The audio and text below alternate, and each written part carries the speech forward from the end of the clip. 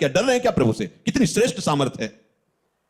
अगर किसी कारण से कदाचित क्षण भर के लिए भजन रुक जाए तो उस भक्त को ऐसी व्याकुलता होती जैसे किसी का दम घोटो, सांस बंद कर दो, मुंह बंद कर दो तो कैसा लगेगा, ऐसा उसको लगता। नाम छूट तद स्मरणेन परम व्याकुल, भजन छूट गया। अब आप लोग देखो अपने हृदय में कैसी उपासना हो रही, जरा इन बातों को पकड़िए।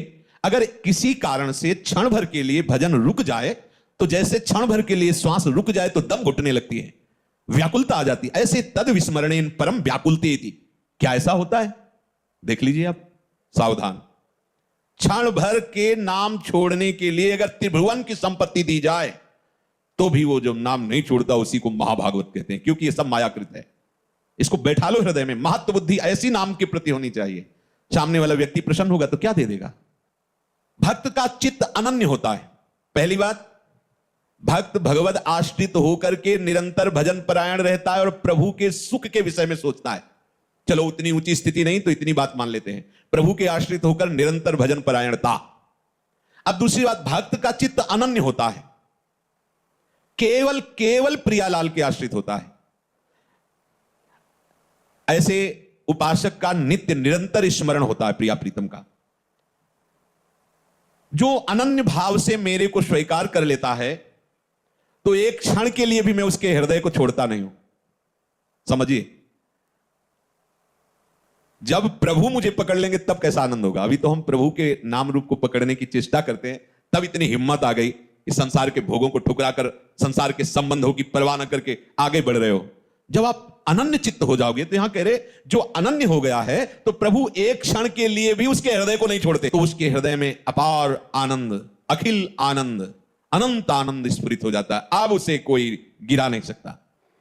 तीसरी बात, वो उपासक सब में अपने प्रभु का निवास स्थान देखता है। सब में प्रभु विराजमान है, समस्त जगत मेरे प्रभु का मूर्तिमान स्वरूप है। कैसा आनंद आता है उस उपासक के हृदय में जो सब में अपने प्रभु को देखता है। नाच उठता है हृदय। ये जब तक राग द्वेष है, लड़ाई झगड़ा है, अपना पराया, अच्छा बुरा, यही तो संसार है, यही तो माया है।